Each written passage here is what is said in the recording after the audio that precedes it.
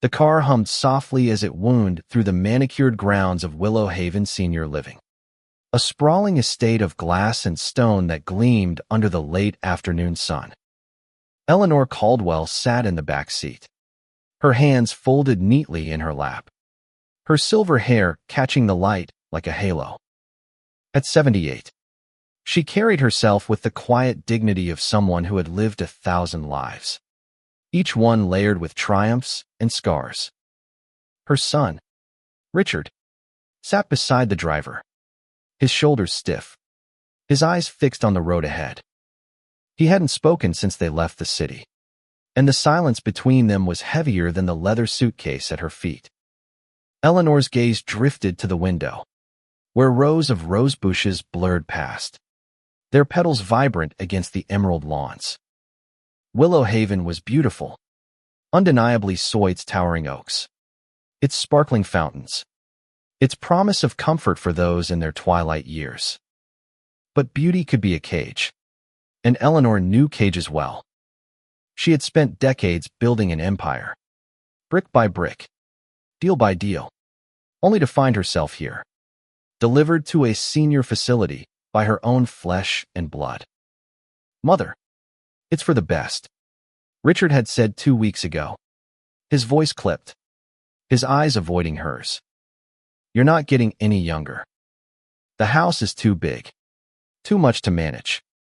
Willow Haven is state-of-the-art. You'll be cared for." Cared for. The word stung like a slap. Eleanor had never needed caring for.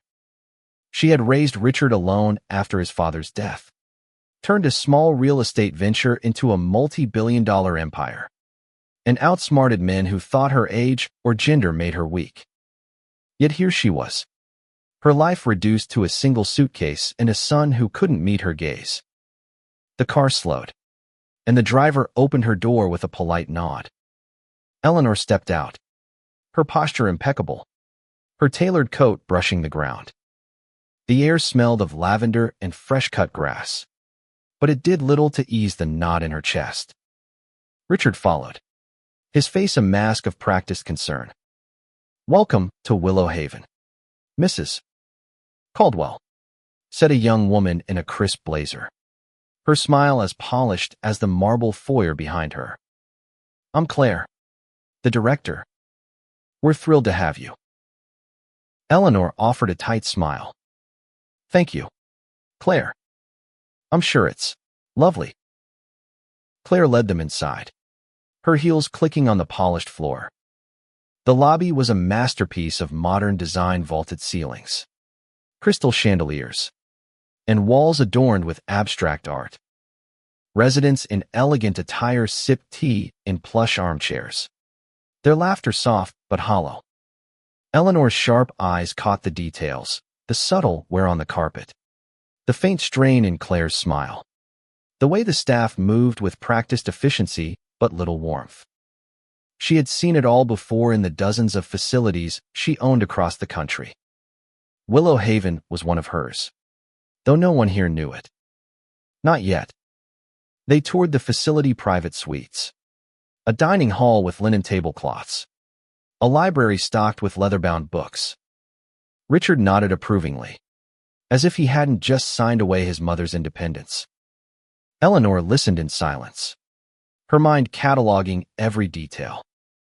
The place was impeccable on the surface, but she sensed something off, a tension in the air, a whisper of discontent among the residents. "Your suite is this way," Claire said, guiding them down a corridor lined with framed photographs of smiling seniors. Eleanor's room was spacious, with a view of the gardens and a bed draped in soft linens. It was luxurious, yes, but it felt like a gilded cage. Richard set her suitcase on the floor. "You'll settle in, Mother. You'll see. This place has everything you need." Eleanor turned to him, her blue eyes piercing. "Everything I need, Richard. Or everything you need to ease your conscience." He flinched, but his voice remained steady. "I'm doing this because I care about you. You can't live alone anymore. It's not safe. Safe, she echoed, the word bitter on her tongue. I've built a life bigger than you can imagine. And you think I can't handle a few stairs? His jaw tightened. This isn't about that. It's about what's best for you now. She wanted to argue, to tell him how wrong he was. But the weight of his betrayal pressed against her chest. Instead, she said, "Leave the suitcase. I'll unpack myself." Richard hesitated, then nodded. "I'll visit next week." She didn't respond. He left, and the door clicked shut behind him, leaving her alone in the silence of her new reality. Eleanor sat on the edge of the bed, her hands trembling slightly, not from age, but from the storm of emotions she refused to let spill. She had spent her life defying expectations, outwitting competitors, and protecting her son from a world that could be cruel. And now, he had sent her here, to a place that felt like an ending. But Eleanor Caldwell was not finished. Not by a long shot. She rose, crossed to the window, and looked out at the gardens below. The roses were in full bloom, their beauty a stark contrast to the ache in her heart. She thought of the empire she had built, hundreds of properties, thousands of employees, a legacy that stretched across the nation. Willow Haven was one small piece of it, a fact she had kept hidden for years, even from Richard. He thought he was sending her to a safe, anonymous facility. He had no idea she owned it, along with every other senior living community in her portfolio. A plan began to form in her mind, sharp and clear as the glass in the window. She would not fade quietly into this place. She would uncover its flaws, its secrets, and she would remind the world and her son who Eleanor Caldwell truly was. The first step was to understand Willow Haven from the inside. She opened her suitcase and pulled out a small notebook, its pages worn from years of use.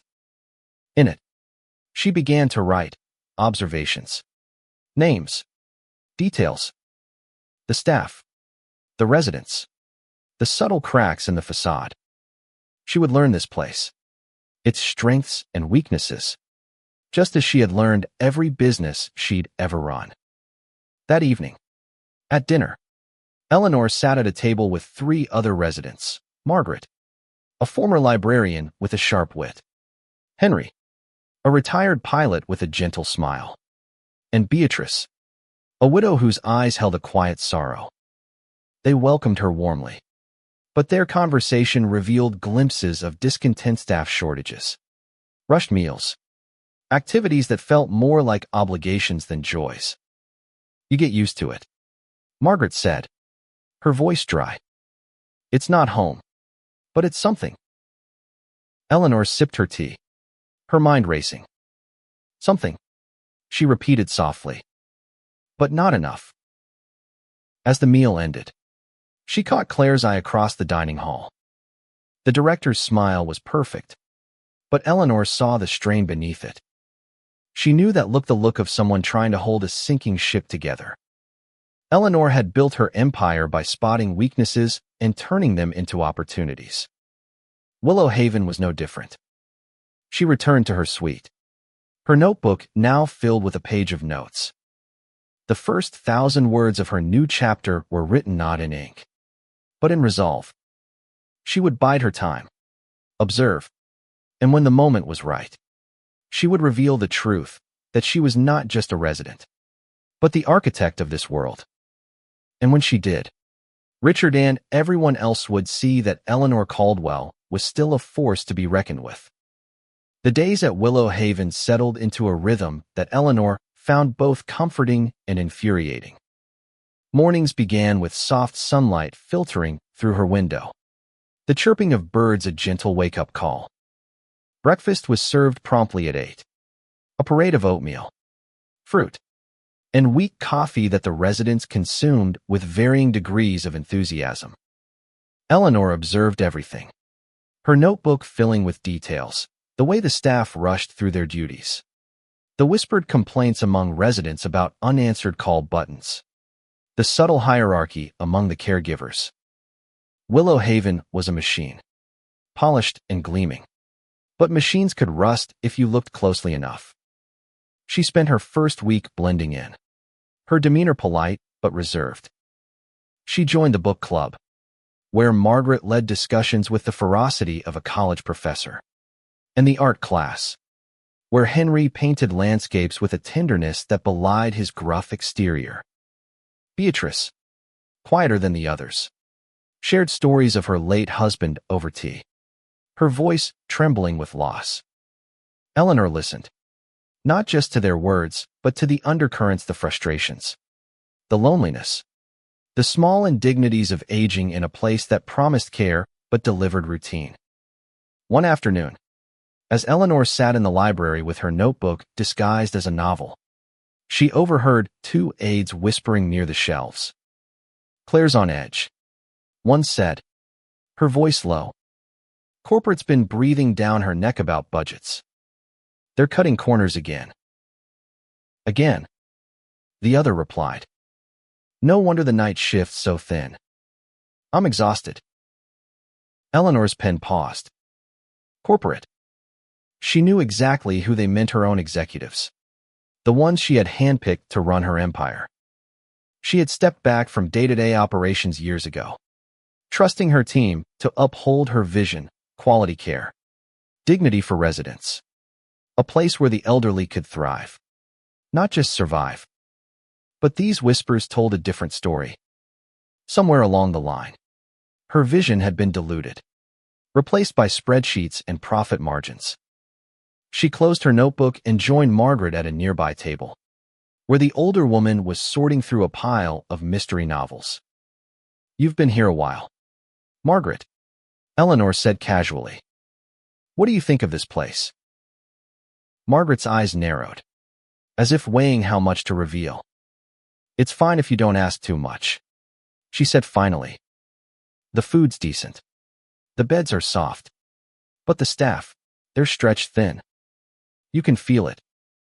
They try, but there's only so much they can do." Eleanor nodded, her mind cataloging the information. "And Claire? She seems capable." Margaret snorted. "Capable of keeping up appearances. She's good at that. But she's young. And she's scared. You can see it in her eyes when she thinks no one's looking." That evening, Eleanor attended a community meeting in the dining hall, where Claire presented updates with the enthusiasm of a seasoned performer. New activities were planned. She cited a gardening club, a movie night. The residents clapped politely, but Eleanor noticed the skepticism in their faces. They had heard promises before. After the meeting, Eleanor lingered, watching as Claire fielded questions from residents. A man in a wheelchair complained about delayed medication. A woman with a walker mentioned a broken elevator that hadn't been fixed in days.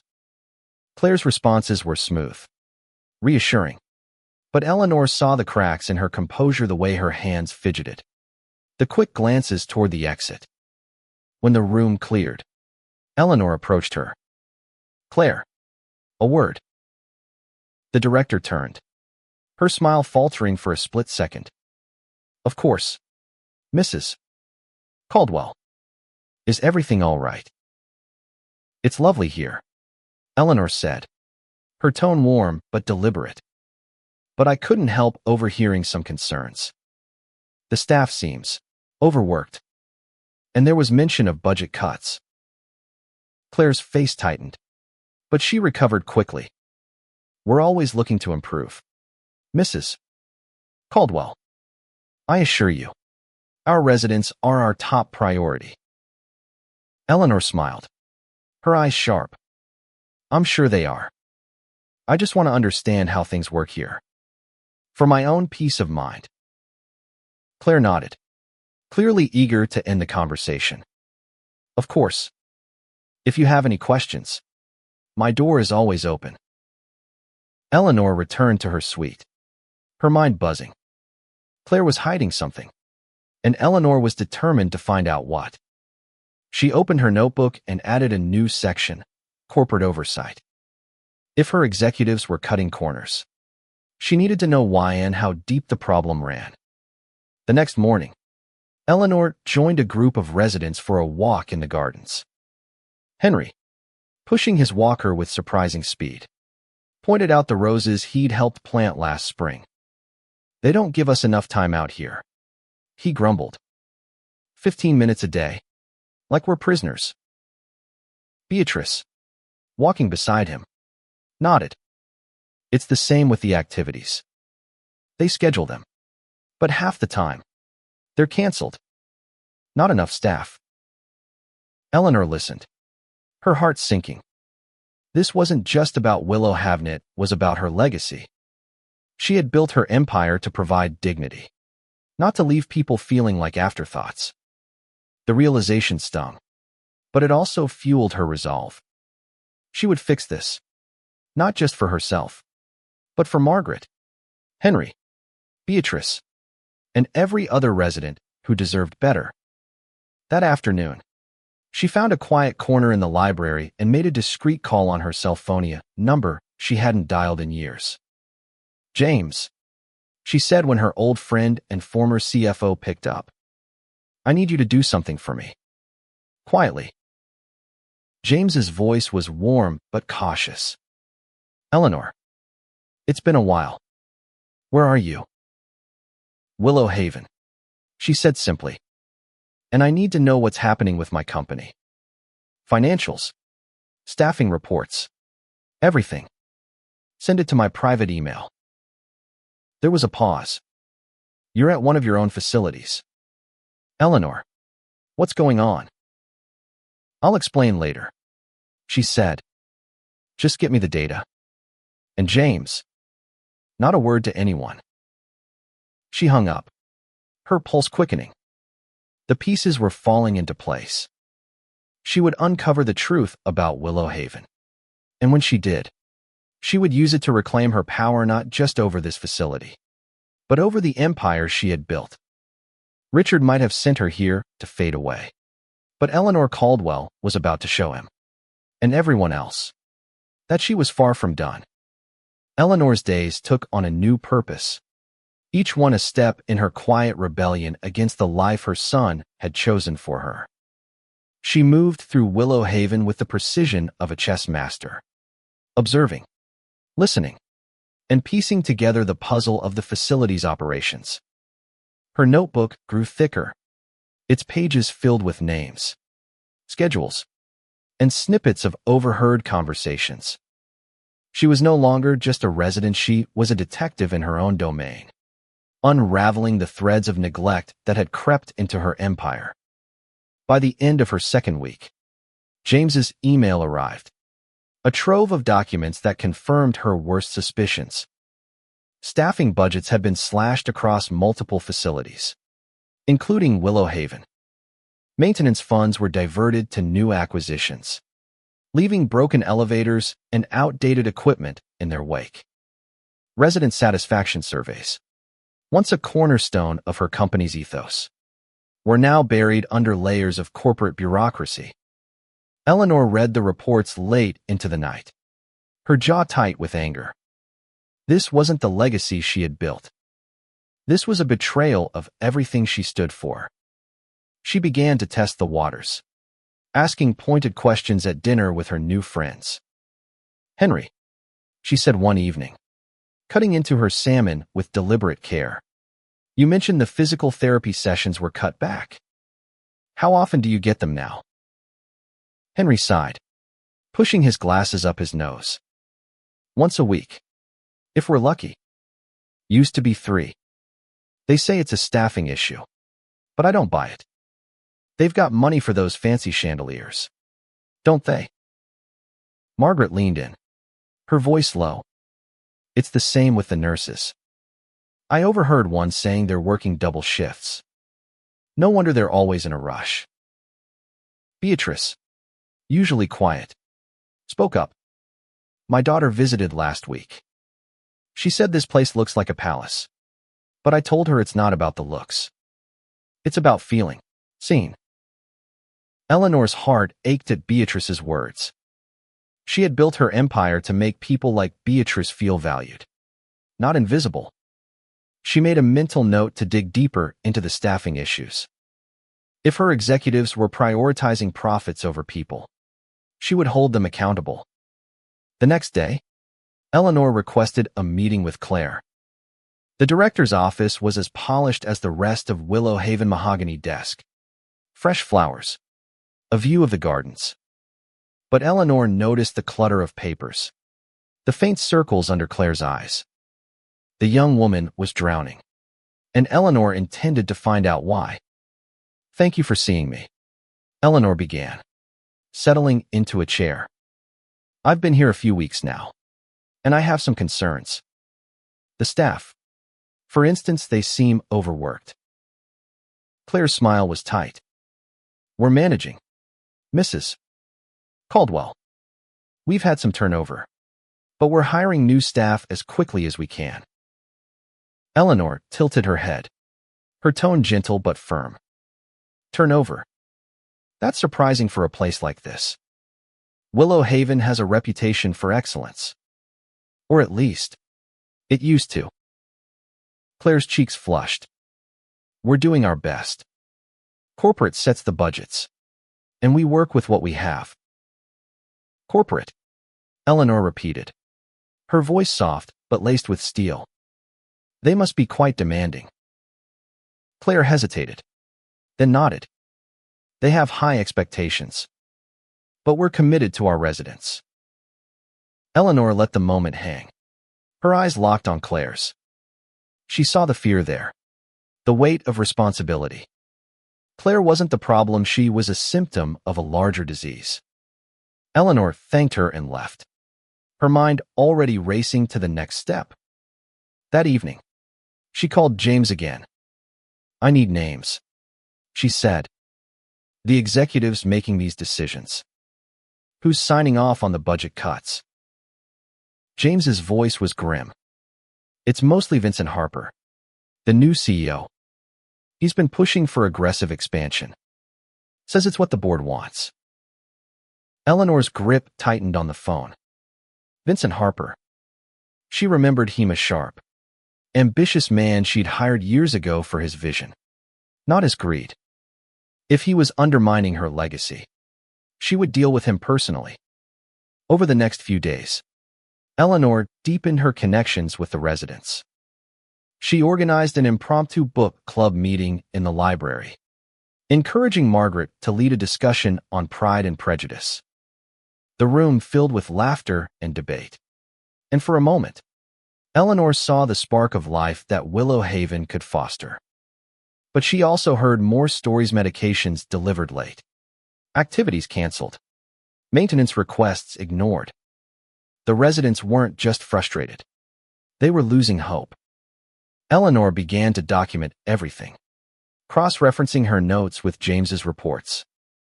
She discovered that Willow Haven's budget had been cut by 20% in the last year, despite record profits for the parent company.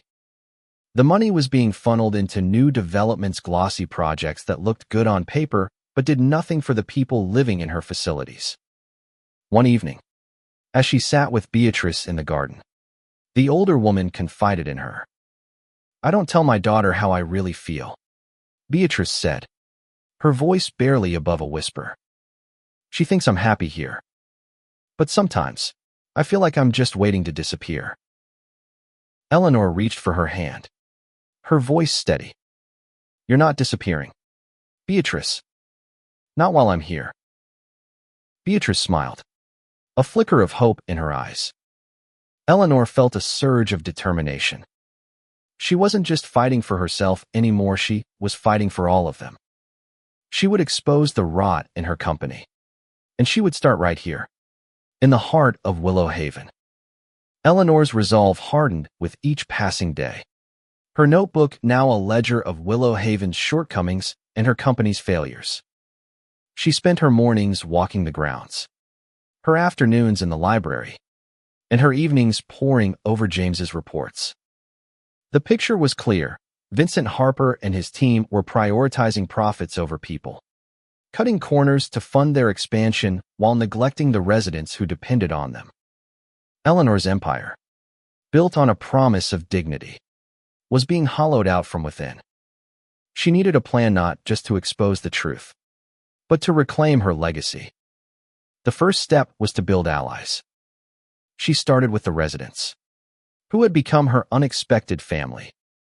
Margaret's sharp mind, Henry's quiet strength, and Beatrice's gentle heart were assets she could rely on.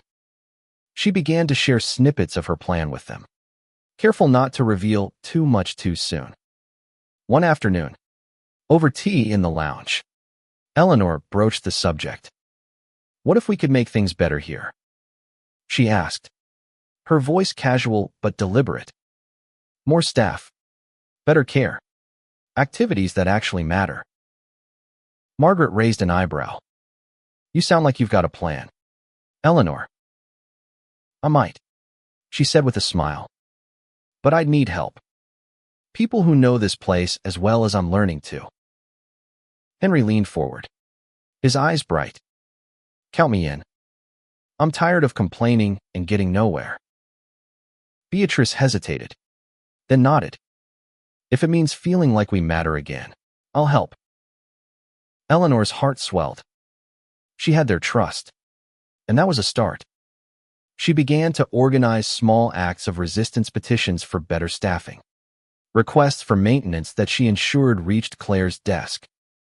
She taught Margaret how to phrase complaints in a way that demanded attention, coached Henry on rallying other residents, and encouraged Beatrice to share her stories to highlight the human cost of neglect.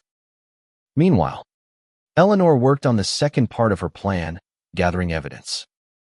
She used her phone to discreetly record conversations with overworked staff, capturing their frustrations and fears. She photographed broken equipment, outdated safety systems, and the empty activity rooms that should have been filled with life. Each piece of evidence was a brick in the case she was building against Vincent Harper and his team. One evening, she received a new email from James. Attached was a memo from Vincent, outlining plans to sell off several underperforming facilities, including Willow Havento, a rival company known for cutting costs even further. Eleanor's blood ran cold. Selling Willow Haven would mean abandoning its residents to a fate worse than neglect. She couldn't let that happen. She called James immediately. "This memo," she said, her voice low. "How close are they to finalizing the sale?" "It's in the early stages," James replied. "But Vincent's pushing hard. He's convinced the board it's the right move." "Then we need to move faster," Eleanor said. "I want a meeting with the board. In person. And I want it soon." James hesitated. "Eleanor, you haven't been to a board meeting in years. They think you're retired. Showing up now will remind them who built this company." She finished. "Set it up, James. And keep it quiet." The next day, Eleanor met with Claire again, this time with a specific request. "I'd like to volunteer," she said. "Perhaps I could help with administrative tasks. I have some experience with budgets and operations." Claire looked surprised but grateful. "That's very kind of you, Mrs. Caldwell. We could use the help." Eleanor smiled. "I'm happy to contribute." She was given access to the office's filing system, a treasure trove of invoices, schedules, and complaints. She worked methodically, copying documents and cross-referencing them with James's reports. She found evidence of misallocated funds, ignored maintenance requests, and falsified satisfaction surveys. The deeper she dug, the angrier she became, not just at Vincent, but at herself for stepping back and letting this happen.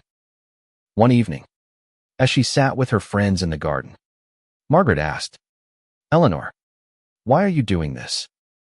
You could just settle in. Enjoy the place. Why fight so hard?" Eleanor looked at the roses, their petals glowing in the twilight. Because this isn't just about me, she said. It's about all of us. We deserve better than to be forgotten. Her words hung in the air, and she saw the resolve in their faces mirror her own. They were with her, not just as friends, but as partners in her mission. She began to prepare them for the next phase, confronting Claire with the evidence and demanding change. It was a risky move, but Eleanor knew that change started with truth. As the week ended, she received confirmation from James. The board meeting was set for 2 weeks from now.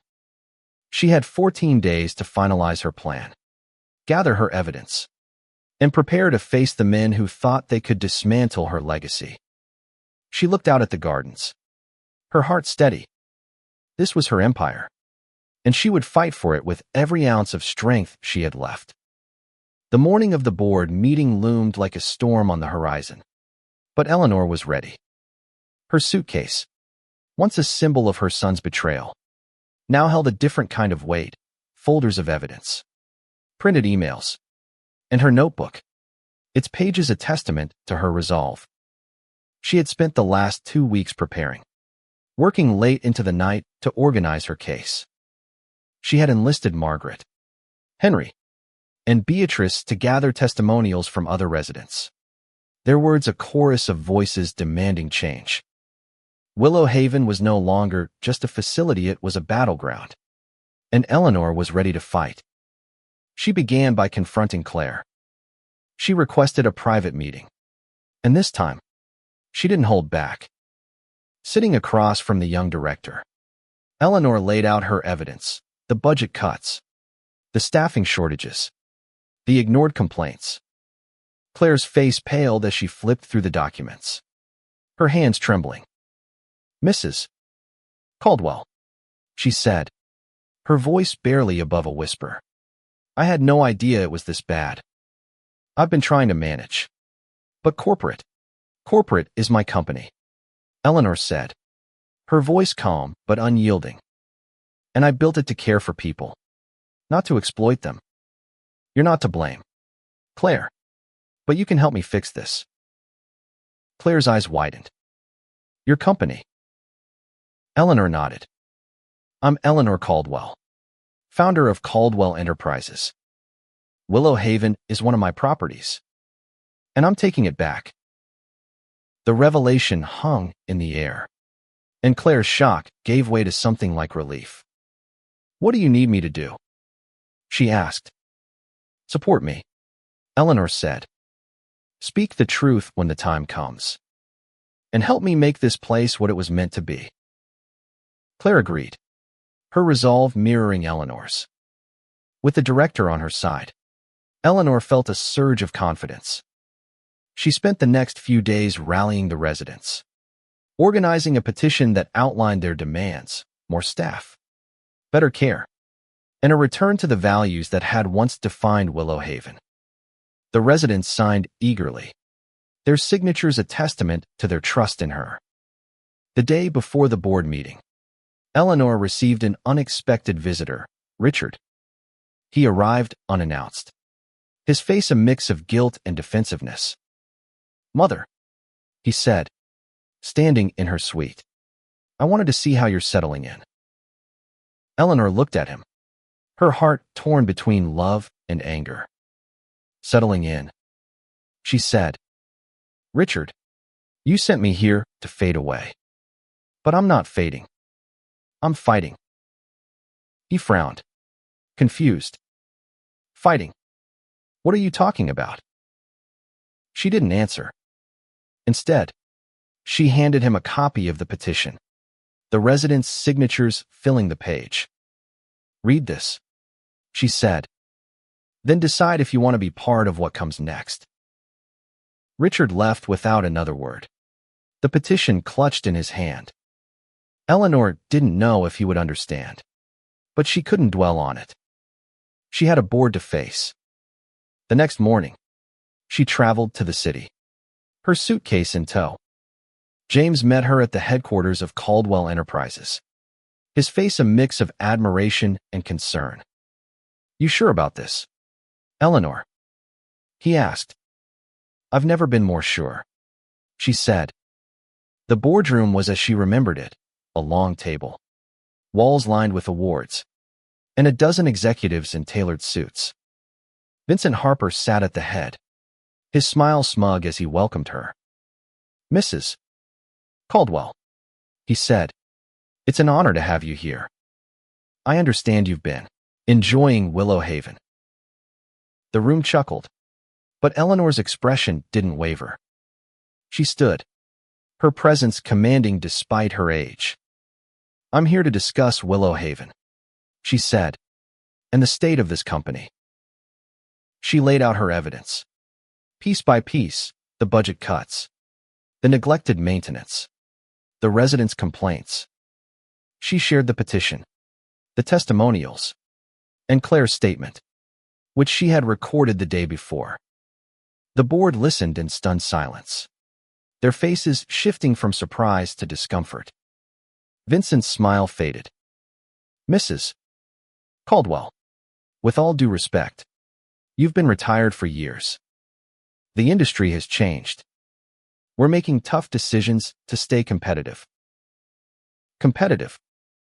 Eleanor said, her voice rising. "You're selling off facilities like Willow Haven to companies that care even less.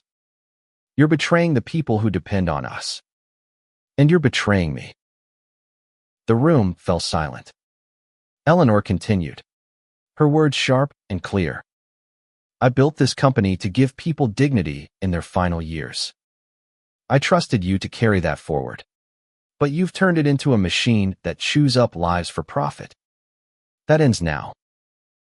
She outlined her demands: an immediate halt to the sale of Willow Haven, a full audit of the company's finances, and a return to the staffing and care standards she had set decades ago. "If you can't do that," she said, "I'll take back my company myself." The board erupted in murmurs, but Eleanor held her ground. She had spent her life facing down men like Vincent, and she wasn't about to stop now. By the end of the meeting, the board agreed to her demands, shaken by her evidence and her unyielding resolve. Vincent's face was ashen as he promised to comply. Eleanor left the boardroom, her heart pounding but steady. She had won the first battle, but the war wasn't over. She had to return to Willow Haven and to Richard and face the consequences of her revelation. Eleanor returned to Willow Haven not as a resident, but as a force of change. The board's agreement was only the beginning. Now, she had to ensure that her vision was restored, not just at Willow Haven, but across her entire empire. She worked closely with Claire, who proved to be a capable ally once freed from corporate's constraints. Together, they hired new staff, repaired neglected equipment, and reinstated activities that brought life back to the facility. The gardens bloomed brighter, the dining hall buzzed with laughter, and the residents began to feel seen again. Margaret, Henry, and Beatrice were at the heart of the transformation. Margaret led a new resident council, ensuring their voices were heard. Henry organized gardening sessions, his roses becoming a symbol of renewal. Beatrice, with Eleanor's encouragement, started a storytelling group, sharing her memories and inspiring others to do the same. Willow Haven was no longer a Khajiit, it was a community, vibrant and alive. But Eleanor's greatest challenge was still ahead: Richard. He returned a week after the board meeting, his face a mix of confusion and awe. "Mother," he said, standing in her suite, "I had no idea. The company, Willow Haven, why didn't you tell me?" Eleanor looked at him, her heart heavy but resolute. "I wanted you to see me as your mother, not a mogul. But you sent me here.